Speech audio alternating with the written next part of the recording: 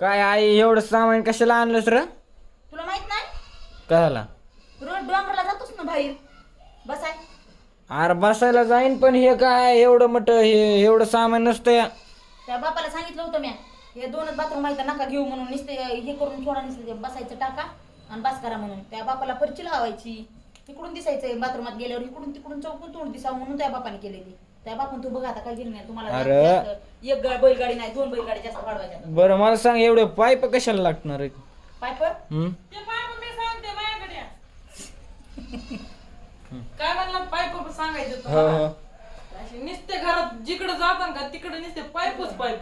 का? नळ म्हणजे तुम्हाला पाण्याचा तरसच झाला नाही पाहिजे. नळ कुठं बी जागू जाग असं करायचं. जागू जाग. जागू जाग नळ कुठं बी नळ म्हणून ते पाईप तेवढे आणलेत आपल्या बोरगेची कळालं तुम्ही थापा आपलं भाकरी.